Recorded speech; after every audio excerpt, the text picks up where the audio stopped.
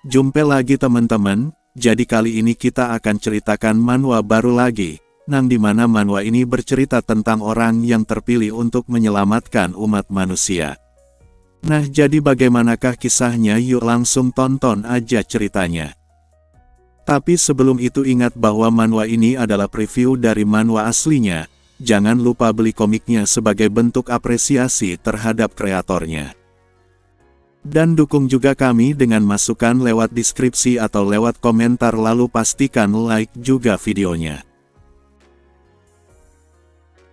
Cerita diawali, tepatnya tanggal 16 Januari dalam kalender lunar, hari di mana para makhluk dari dunia luar berkunjung ke dunia Pana. Makhluk tersebut disebut sebagai Beom dan mereka berasal dari sebuah dunia yang disebut sebagai dunia bayangan. Nah, jadi Beom ini akan turun ke dunia Pana setiap setahun sekali. Mereka akan berbaur dengan para manusia lalu mereka akan melahap para manusia itu. Beom ini juga disebut sebagai pembawa malapetaka bagi umat manusiawi. Lalu ada seorang lelaki yang menjaga salah satu pintu masuknya para Beom ke dunia Pana. Ia disebut sebagai dewa, dewa ini bernama Haru.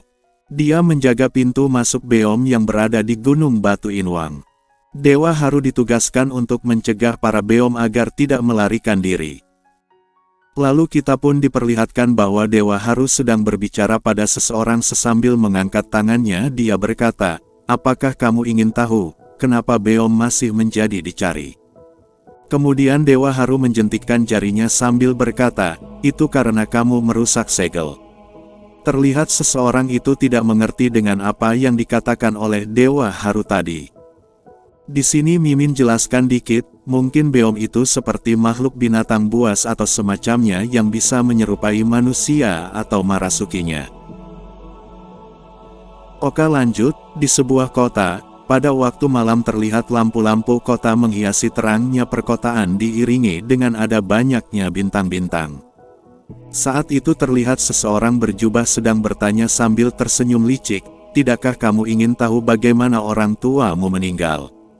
Apakah aku pernah bertemu dengan pria aneh ini saat aku kecil dulu? Aku akan mencari tahu jika ada kesempatan." Kemudian dia mengingat kembali saat ia menanyakan tentang kedua orang tuanya suatu berada di panti asuhan. Para pengasuh panti asuhan itu selalu menghindar dari pertanyaan itu. Masalahnya adalah waktu dapat mengubah seseorang. Begitu aku sudah menjadi dewasa, aku menyadari, aku memiliki ikan yang lebih besar daripada orang tuaku, untuk digoreng. Sambil mencoba untuk bertahan dari kesibukan sehari-hari dari pekerjaan paruh waktu, keinginanku demi kebenaran padam. Jika dia mendekatiku sedikit lebih awal, aku mungkin akan mengambil umpannya. Kemudian sambil beranjak pergi dia berkata pada pria berjubah itu, "Persetan kau." Lalu pria berjubah itu bertanya kembali, "Tidakkah kamu tahu, bagaimana tragisnya orang tuamu meninggal?" Laki-laki itu menjawabnya, "Astaga, akhir-akhir ini sekte tidak tahu kapan harus berhenti." "Zeha, rahasia orang tuamu ada di Gunung Inwang," kata pria berjubah itu. Hal itu membuat laki-laki itu menghentikan jalannya karena orang tersebut juga mengetahui namanya. Kemudian dia memalingkan wajahnya pada pria berjubah itu. Pria berjubah itu mengatakan, "Apakah itu membuatmu penasaran? Karena aku mengetahui namamu. Apakah kamu ingat bahwa ibumu adalah seorang dukun? Lalu bagaimana dengan keluargamu yang tinggal di dekat Gunung Inwang?" Aku ingat pelukan lembut ibuku dan cara ayahku bernyanyi untukku." Dan dia tidak melanjutkan perkataan hatinya. Karena mengingat sebuah insiden di mana ibu dan ayahnya menyuruhnya untuk lari, di mana hal itu juga membuatnya merasakan sakit di kepalanya. Tanpa dia sadari, pria berjubah tadi sudah merangkul dirinya lalu berbisik, "Jika kamu ingin mengetahui tentang orang tuamu, pergilah ke Gunung Batu Inwang, kebenaran tentang orang tuamu akan menunggumu." "Apa yang kamu?" "Hus." Belum sempat dia mengatakan sesuatu pada pria berjubah itu menghilang dengan sekejap. Terlihat sebuah aura yang begitu kuat setelah pria berjubah itu menghilang. Pada saat bersamaan dia teringat, tanggal 16 Januari kalender lunar adalah hari kematian orang tuaku. Apakah pria aneh tadi kebetulan muncul pada waktu yang sama lalu berbicara denganku tentang kematian kedua orang tuaku? Tidak, itu tidak mungkin. Sesambil mengerutkan keningnya dia tidak mengetahui dan tak mengerti apa yang sedang terjadi. Lalu pada malam itu juga dia pun pergi ke Gunung Inwang dan hal itu pula yang terakhir kali ia ingat dan saat dia terbangun sudah berada di rumah sakit. Ya, dan inilah pemeran utama kita pada manhwa kali ini bernama Zeha. Untuk nama lengkapnya kalian bisa cari di manhwanya sendiri atau beli komiknya sebagai bentuk apresiasi terhadap kreatornya. Oke. Lanjut, Zeha merasa aneh terhadap apa yang sudah terjadi. Kenapa ia bisa berada di rumah sakit dan dada juga terasa sakit sekali? Di mana aku? Kenapa aku berada di rumah sakit? Kenapa ada luka di dadaku? Begitu membenak banyak sekali pertanyaan di dalam kepalanya itu, namun tiba-tiba ada seseorang yang berkata pada Zeha, "Ternyata Anda sudah bangun Tuan Zeha." Lalu orang tersebut memperkenalkan dirinya, "Saya detektif Suhun Kim dari kepolisian Shinsi. Mengapa seseorang detektif menemuiku?" Lalu detektif Kim memberitahu, "Saya hanya punya beberapa pertanyaan tentang kejadian yang terjadi di Gunung Inwang 3 hari yang lalu." Tuh tunggu, 3 hari yang lalu, di Gunung Inwang, kenapa kamu menanyakan hal itu padaku? Detektif Kim menjawabnya, "Karena hanya kamu yang saya miliki." Detektif Kim menjelaskan, "Semua orang yang ada di gunung itu sudah mati. Andalah satu-satunya yang masih selamat." Sambil menunjukkan sebuah foto, detektif Kim lanjut menjelaskan, pada tanggal 16 Januari polisi menemukan 24 mayat yang dimutilasi di gunung.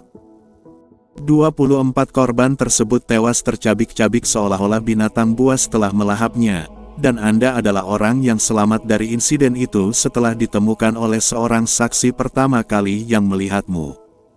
Zeha yang mendengar penjelasan tentang insiden tersebut, hanya diam lalu mengatakan pada detektif Kim, bahwa ia tidak ingat. Lalu detektif Kim pun pergi dari sana dengan mata yang penuh dengan kecurigaan.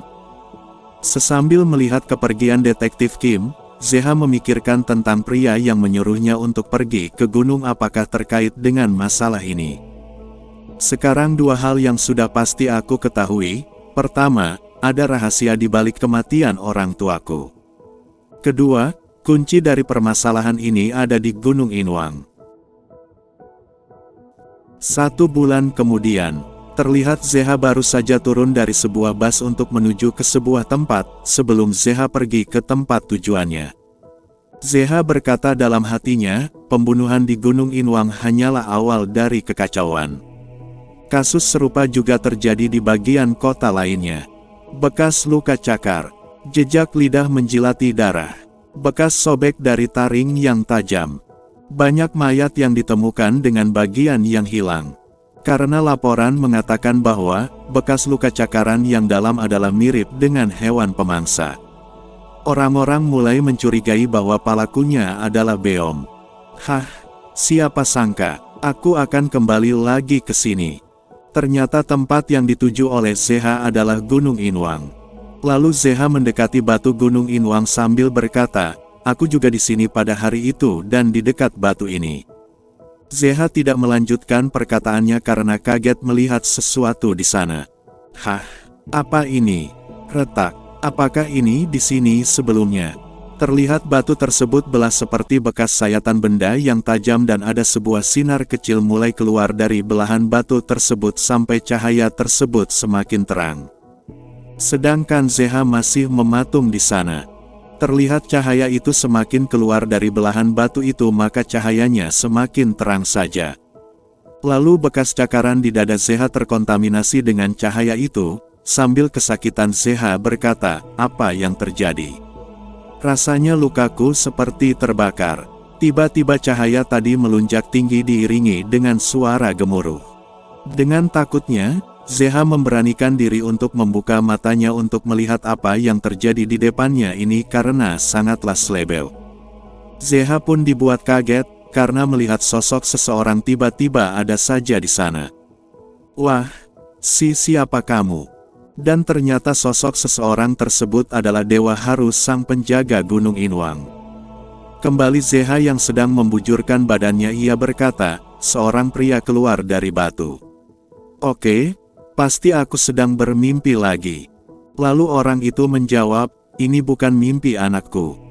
Lalu dia memperkenalkan diri dengan senyuman manisnya seolah-olah tidak ada beban dalam hidupnya. Lalu dia berkata, "Namaku Haru, beom dari Gunung Batu Inwang." Berbanding terbalik dengan Zeha yang hanya melongo dengan muka bengongnya itu, yang seolah-olah beban di kepalanya akan bertambah lagi. Dengan muka lesunya Zeha berkata, Aku baru saja memimpikannya sesuatu hal yang sangat bodoh.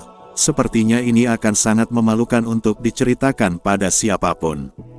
Kemudian Dewa Haru bertanya, "Bagaimana dengan cederamu yang kau alami bulan lalu? Lihat seberapa banyak kau telah tumbuh. Dulu sekecil ini saat kau masih kecil," sesambil menunjukkan seberapa tinggi badan Zeha yang dulu.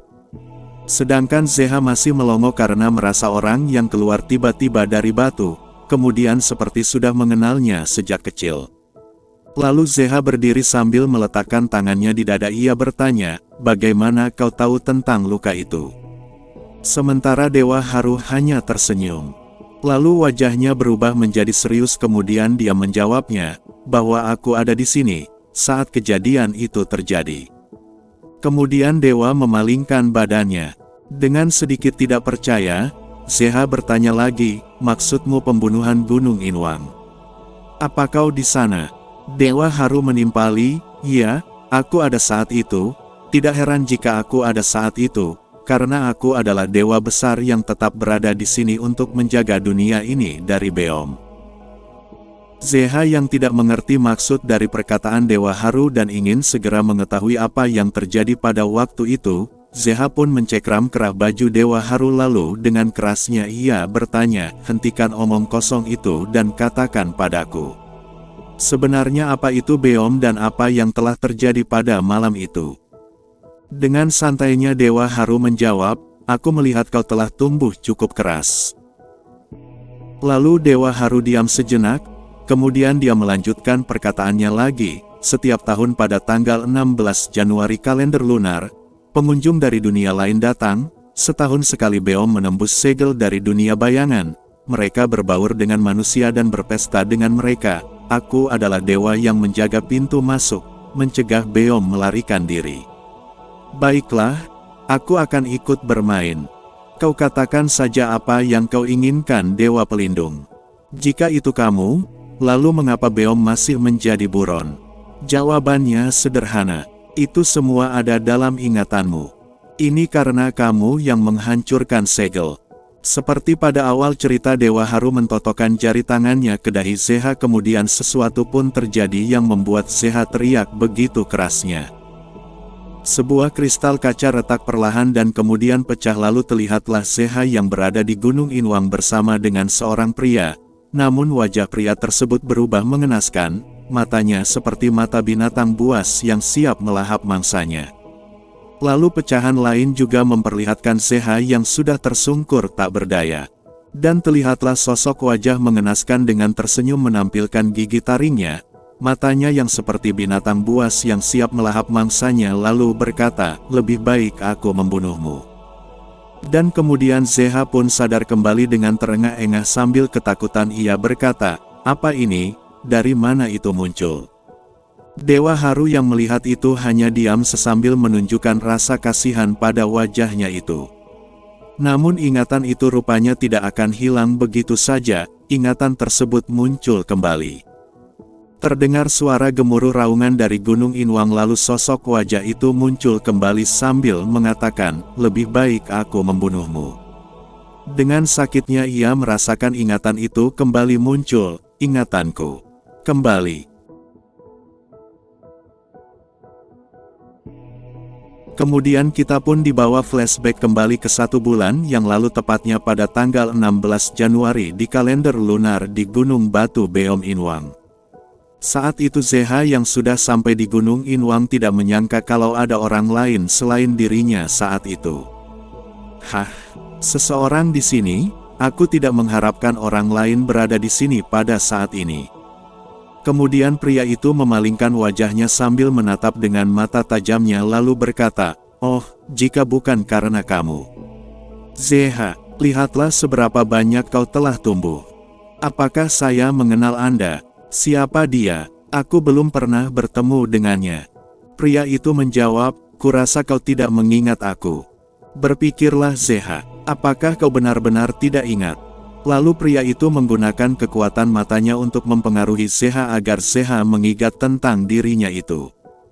Zeha yang berdiri tepat di depan matanya, sontak kontak mata pun tak terelakkan lagi yang membuat Zeha mengingat bahwa pria tersebut adalah teman ayahnya Zeha.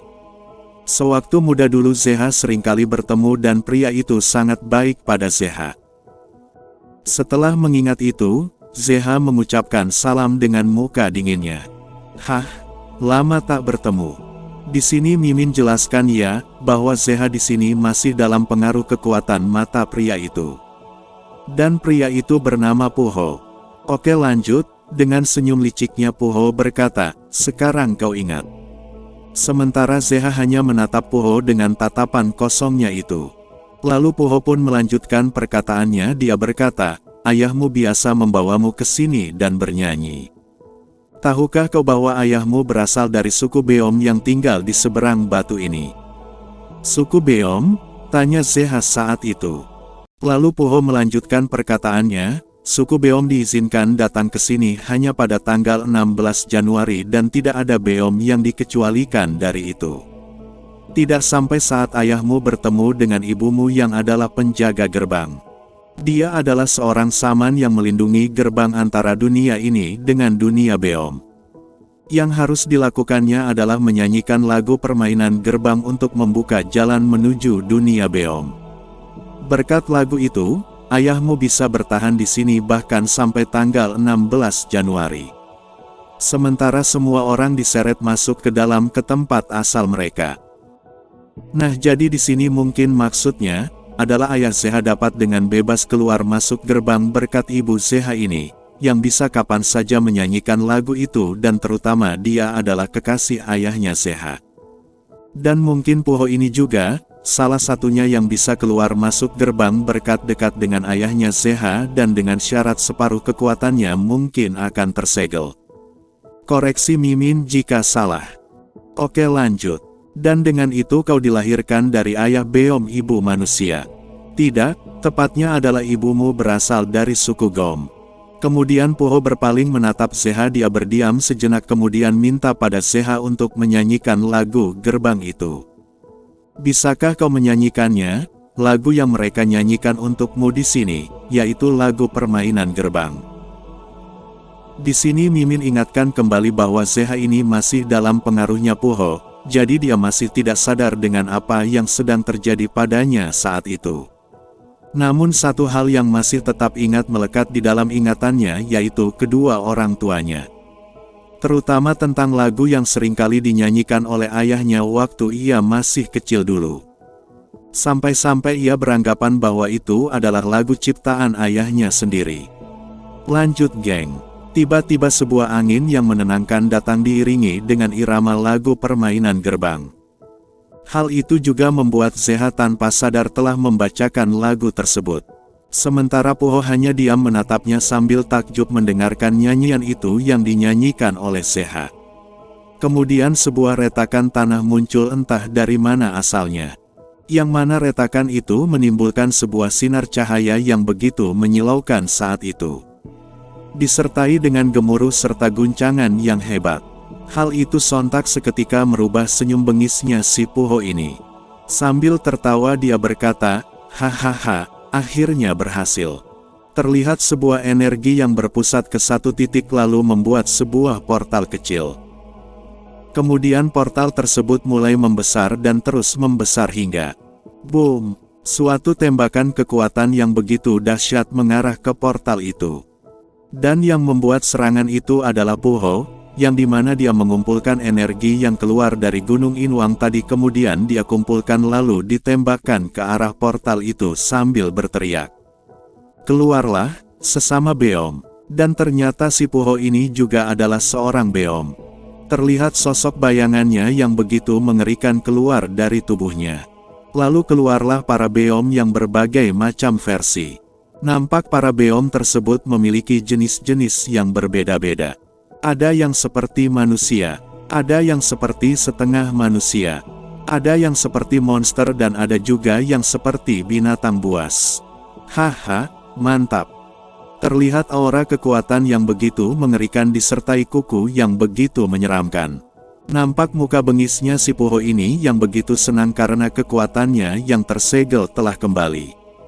Kekuatanku yang tersegel, kembalilah.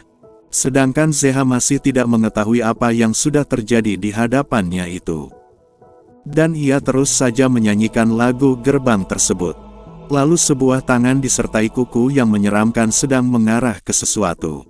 Dan ternyata itu adalah tangannya Puho yang mencengkram kerah baju Zeha sambil berkata, 4.000 tahun yang lalu, anjing terkutuk sepertimu ini telah mengurungku. Saat aku mengetahui bahwa ada darah saman mengalir dalam dirimu, itu membuatku berpikir bahwa nanti kau pasti akan menutup dan menjadi penghalang bagi diriku. Jadi, lebih baik aku membunuhmu saja. Lalu Puho pun menyerangnya dengan kuku menyeramkan itu. Hal itulah yang membuat sebuah luka yang ada di dada Zeha. Sementara Zehanya sendiri, hanya bisa terdiam tanpa bisa berbuat apa-apa. Bahkan mengedipkan matanya pun tidak bisa.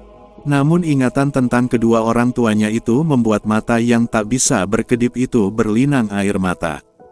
Berbeda dengan Puho, dengan beringasnya dia menyerang Zeha yang tak berdaya itu. Sesudah menyelesaikan urusannya dengan Zeha, dengan muka bengisnya disertai senyuman liciknya, dia menyeru terhadap beom lainnya. Perhatian, waktu kita telah tiba. Kita akan melanjutkan perang ini, yang belum kita selesaikan 4.000 tahun yang lalu. Nampak Zeha yang sudah terbaring tak berdaya di sana. Saat itu dan terlihat sebuah luka goresan yang begitu dalam di dada Zeha yang begitu banyak mengeluarkan darah.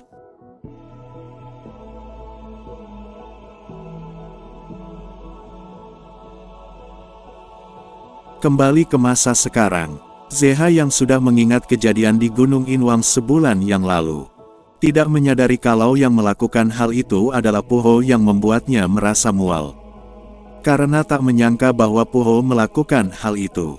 Lalu ia ingat kembali soal perkataan Puho sebelumnya yang mengatakan bahwa aku lebih baik membunuhmu. Hal itu membuat Zeha mengingat kembali tragedi kelam di mana ayah dan ibunya dibunuh. Dan yang membunuhnya tersebut adalah Puho. Sesambil menangis Zeha mengungkapkan kekesalannya. Puho membunuh orang tuaku sejak aku masih kecil. Itu menjelaskan bahwa aku tumbuh tanpa orang tua. Aku bertanya-tanya, apakah orang tuaku telah meninggalkanku? Hal itu membuat aku berpikiran untuk membenci mereka. Namun ada saat-saat di mana aku membutuhkan dan merindukan mereka. Saat itu terjadi. Aku menepuk punggungku dan bertahan sampai rasa kesepian yang mengerikan itu menghilang. Karena tidak ada seorang pun di sana yang dapat menghiburku. Atau aku berpikir, ketika Haru meletakkan tangannya yang dingin itu di bahuku. Aku akhirnya mati rasa dan lupa cara menangis. Seperti itu orang tuaku mati demi diriku.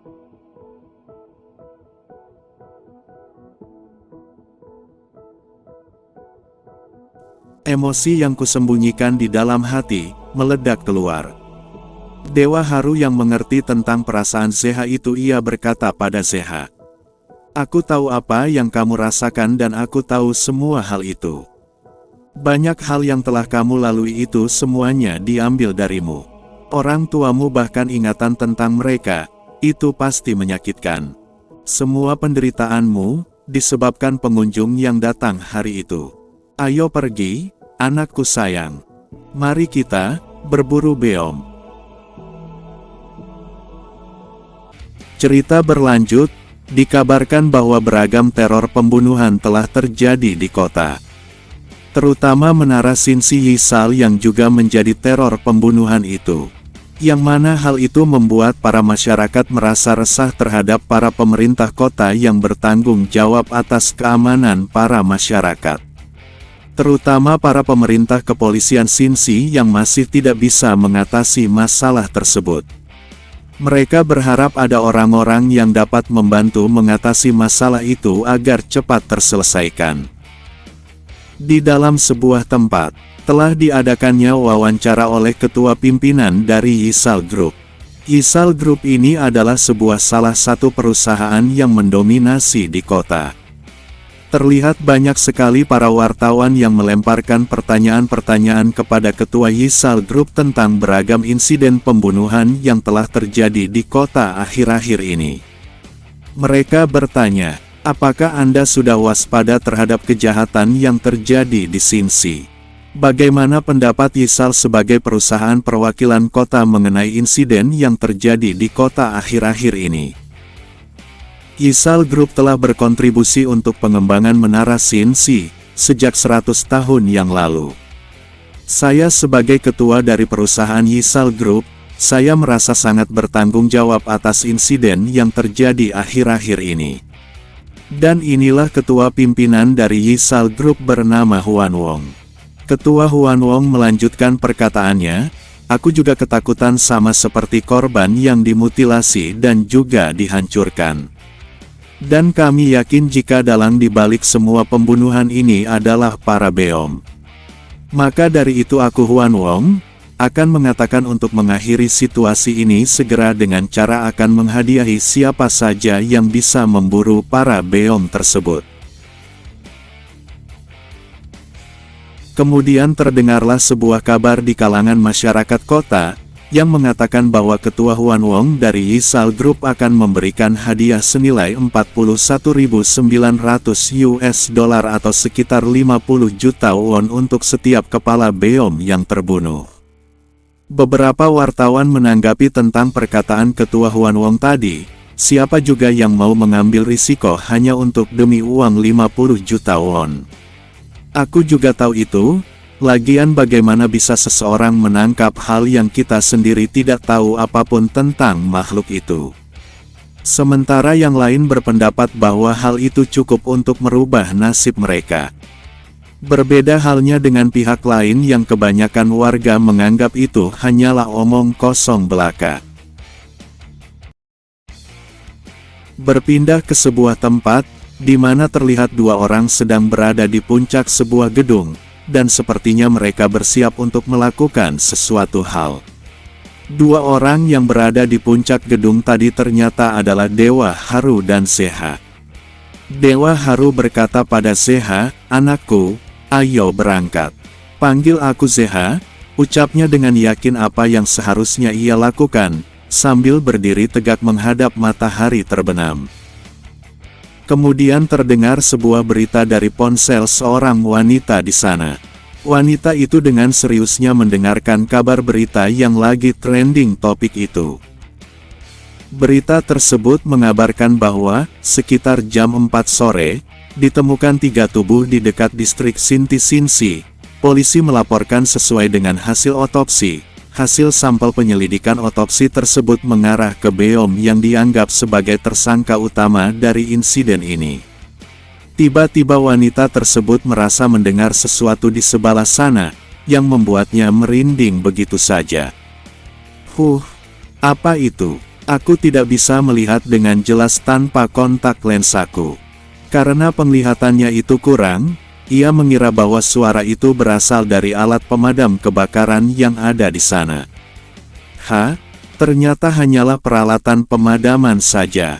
Sungguh konyol, gara-gara menonton berita barusan, malah membuat aku jadi ketakutan. Itu sungguh konyol sekali. Memang aku ini dasar seorang pengecut. Lalu tiba-tiba saja, beberapa tetesan air jatuh ke rambut wanita itu. Hal itu membuatnya kaget karena sesuatu sedang jatuh mengenai rambut manisnya itu. Saat ia mau memeriksanya, tanpa diduga sebuah mulut yang menganga dibasahi dengan air liur, disertai dengan gigi tajamnya sudah siap untuk melahapnya. Mata yang menyala-nyala, muka yang dipenuhi dengan rasa haus akan mangsanya, serta tubuh yang setengah manusia, itulah salah satu makhluk yang disebut sebagai beom. Sontak saja tanpa berlama-lama wanita itu kaget berteriak-teriak sekeras-kerasnya, sampai-sampai setengah kota hanya dipenuhi dengan teriakannya saja, dan untung saja tidak sampai keluar dari planetnya. Si Beom yang menjulurkan lidahnya itu untuk segera menarik mangsanya, namun tiba-tiba, dor! Sebuah tembakan melesat ke lidah Beom yang membuat jantung wanita itu berdebar-debar ketakutan. Beom pun memalingkan wajahnya lalu menatap siapa yang menembak tadi. Ternyata yang menembak tadi adalah Zeha. Sambil mempersiapkan tembakan berikutnya dengan sedikit agak ragu akan tembakannya, ia berkata, "Aku mengenainya." "Benar-benar senjata yang aneh," ungkap Dewa Haru dengan sedikit terkejut. Si Beom yang dari tadi melihat mereka berdua masih berada di sana dan belum bergerak menyerang, Beom pun segera menghadap ke arah mereka berdua dan bersiap dengan posisinya untuk melahap orang yang telah mengganggu jam makan malamnya itu. Dewa Haru yang sudah merasa bahwa Beom tersebut akan menyerang, ia pun mengatakan pada Zeha, "Bersiaplah." Sedangkan Zeha sudah mulai mengeluarkan keringat sesambil mengerutkan giginya karena melihat Beom itu sudah mulai mengeluarkan aura membunuhnya. Dengan cepatnya, Beom itu sudah melesat maju menuju mereka berdua. Dengan kecepatan yang begitu cepatnya, mengakibatkan Zeha tidak bisa membidik dengan benar, sampai akhirnya Zeha pun terkena serangan Beom itu yang tidak bisa diprediksi serangannya oleh Zeha untuk menghindar. Karena Zeha sebelumnya belum pernah bertarung melawan Beom, Zeha kaget dengan kecepatan serangannya itu sambil berkata, "Melihat dari pergerakannya, jadi seperti inilah Beom yang dibicarakan orang-orang itu. Sialan, dia terlalu cepat." Terlihat begitu banyak sekali sayatan di tubuh Zeha, hal itu pula yang membuatnya harus bertindak secepat mungkin, karena ia tidak bisa membiarkan ini terus terjadi. Dengan sekuat tenaga, Zeha berusaha keluar dari tekanan aura Beom itu, lalu menjaga jarak dari Beom tersebut untuk menyerang balik. Zeha segera berlari ke samping, sesambil menembakkan beberapa tembakan, untuk mengalihkan perhatian Beom tersebut, agar ia dapat menjaga jaraknya. Namun Zeha terhenti begitu saja, lalu mengeluarkan cairan merah. Sambil mengerutkan wajahnya, Zeha merasa ada yang aneh pada tubuhnya. Zeha mulai merasa pusing, dan pandangannya pun mulai memburam. "Penglihatanku, apa aku kehilangan banyak sekali darah? Ah, sial!" Sementara Beom yang melihat Zeha terdiam saja, makhluk itu pun segera mempercepat pergerakannya menuju Zeha. Sedangkan Zeha masih terpaku di sana karena sudah melihat Beom tersebut sudah tepat di depannya itu. Saat itu, ia pun terbayang perkataan orang tuanya, yang menyuruhnya untuk segera lari, saat Beom mau menyerang di saat insiden di mana ia kehilangan orang tuanya. Mengingat hal itu, membangkitkan semangat Zeha untuk membunuh Beom itu. Dor, dor, terdengar beberapa tembakan dikeluarkan Zeha, sambil berteriak kencang. Naasnya, rupanya apa yang dipikirkan Mimin, ternyata benar. Si Beom malah menghindar dan udah nongol aja di belakangnya Zeha. Dan, boom, sebuah serangan telah menusuk Zeha.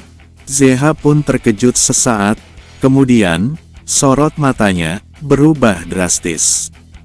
Dewa Haru pun memanggil-manggil Zeha, karena khawatir melihat Zeha tertusuk oleh tangan Beom. "Aku bisa melihatmu dengan jelas sekarang." Dengan sorot mata yang tajam disertai senyum mengerikannya, Zeha sudah siap untuk menarik pelatuknya. Dan, boom, boom. Terdengarlah beberapa tembakan yang membobol si Beom. Akibatnya, makhluk itu pun mengaum kesakitan karena tubuhnya sudah dibobol habis oleh Zeha. Namun makhluk itu ternyata masih bisa untuk melakukan serangan balik. Nampak Beom tersebut sudah siap untuk melakukan serangan. Dewa Haru yang merasa ada yang aneh, ia pun segera menyuruh Zeha untuk menjauhi makhluk itu. Namun Zeha tak menjawab dan hanya diam melihat reaksi makhluk yang ada di depannya. Fus! Sebuah anak panah melesat meluncur begitu cepat. Boom! Sebuah kilatan cahaya menembus tubuh makhluk itu. Zeha terkejut sambil menahan lukanya. Ia berpikir, apa itu tadi? Dengan tergesa-gesa, Dewa Haru merangkulnya sambil bertanya, apa kau baik-baik saja Zeha? Rupanya perkataan Dewa Haru tadi malah membuat Zeha kesal. Jangan teriak di telingaku seperti itu, kau malah memperparah lukaku saja. Dengan cepat Dewa Haru melapaskan tangannya, luka di perut rupanya jadi begitu. Kemudian Zeha terpikir dengan kilatan cahaya yang tiba-tiba muncul tadi. Kilatan cahaya itu, apa itu berasal dari anak panah di sana? Saat bersamaan dua anak panah yang sama, melesat tepat di samping Zeha dan hampir mengenainya. Kemudian suara seseorang memperingati Zeha, jauhkan tanganmu, kecuali kau ingin kehilangan tanganmu itu. Kemudian muncul seseorang dari atap gedung sambil berkata, itu milik kami. Lalu diiringi dengan munculnya beberapa orang. Sebelum melanjutkan ceritanya kita akan diperkenalkan terlebih dulu tentang mereka. Dioki Lee dari tim 1, Nami Mi dari tim 1, Rang Eo dari tim 1, Kidongko dari tim 1, dan terakhir, Seongjin Kim pemimpin dari tim 1. Dan mereka disebut sebagai tim 1 Tiger Butterfly. Oke lanjut. Sambil turun dari atas sana, Dioki mengatai Zeha, dia benar-benar membuat keadaan jadi lebih mudah untuk kita. Sambil menatap Rang Eo menimpali, sepertinya dia hampir mati. Lalu pemimpin tim 1 Seongjin menyuruh Dioki ambil kepalanya. Zeha yang sudah merasa buruannya itu diambil, mencoba mengatakan pada mereka, tunggu sebentar. Kalian siapa? Itu milikku. Namun dengan cepat Dioki memotongnya, lalu mengejek Zeha yang tidak mengenal siapa mereka. Dasar bodoh, dia pasti sedang linglung dan lagi dia tidak tahu siapa kita. Kidongko menambahkan, biarkan saja, melihat cara dia berburu, angkanya pasti di atas. Kemudian mereka beranjak pergi dari sana diselingi Seongjin yang mengatakan pada Zeha, anggap saja dirimu sedang beruntung bisa keluar dari kekacauan ini hidup-hidup. Dengan kesalnya Zeha mengatakan, tidak secepat itu, dasar sekelompok pencuri, taruh kepala itu kemudian pergi dari sini.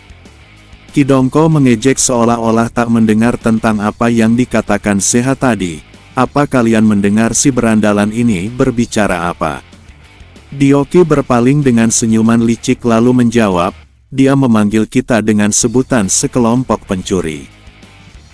Seongjin yang berada di depan, sudah tidak bisa menahan amarahnya lagi. Karena dikatai oleh seseorang yang lemah sebagai kelompok pencuri. Seongjin memalingkan mukanya yang sedang marah itu, kemudian ia dengan cepat meluncurkan tangannya menusuk perut dan tepat di luka yang dibuat oleh Beom tadi. Sambil melihat Zeha yang kesakitan itu, Seongjin mengancam, hei keparat. Berani sekali kau memanggil kami dengan sebutan pencuri. Kamilah yang membunuh Beom itu, jadi Beom itu milik kami, kau paham? Dan Zeha pun diberi pelajaran. Kidongko dan Dioki pun tanpa basa-basi menginjak Zeha sesambil mengatai, coba kau katakan sekali lagi, kalau itu adalah milikmu. Katakanlah. Sedangkan Dewa Haru memanggil-manggil dan bersiap menuju ke sana. Zeha, barusan Dewa Haru mau melangkahkan kakinya untuk menolong Zeha, secara tiba-tiba sebuah diger sudah ada di lehernya.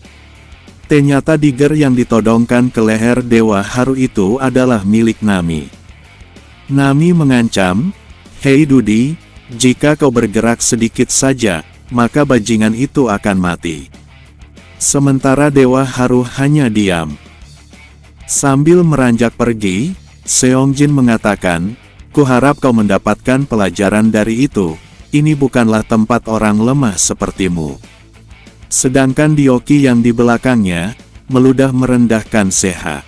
Lalu Seongjin dengan tatapan intimidasinya melanjutkan, kali ini akan kulepaskan kau dan sebaiknya kau mencari pekerjaan lain selama kau masih hidup. Kemudian para Tiger Butterfly pun pergi dari sana. Zeha yang dipenuhi dengan luka di sekujur tubuhnya, hanya bisa terbaring di sana sambil merasa kesal. Dia mencaci para Tiger Butterfly dalam hatinya, orang-orang akan melakukan apapun untuk uang, dasar bodoh. Kemudian ia melanjutkan mencaci dirinya sendiri. Aku sangat kesal pada diriku sendiri dan juga aku sangat frustasi karena aku sangat lemah. Para beom sangatlah kuat. Bahkan mataku tidak bisa mengikuti pergerakannya dan aku benar-benar tidak tertolong dalam pertarungan itu. Tapi sebelumnya aku menyangka jika aku memiliki darah dari beom. Jadi kenapa aku sangat lambat dan sama halnya seperti manusia pada umumnya. Dewa Haru yang melihat Zeha terlihat sangat kecewa, ia menanyakan lagi untuk memastikan. Apa kau kecewa? Zeha menimpali, apakah aku harus mengatakannya, bukankah sudah jelas? Mendengar itu, kemudian Dewa Haru memberikan penawaran pada Zeha, kalau begitu aku ada penawaran untukmu.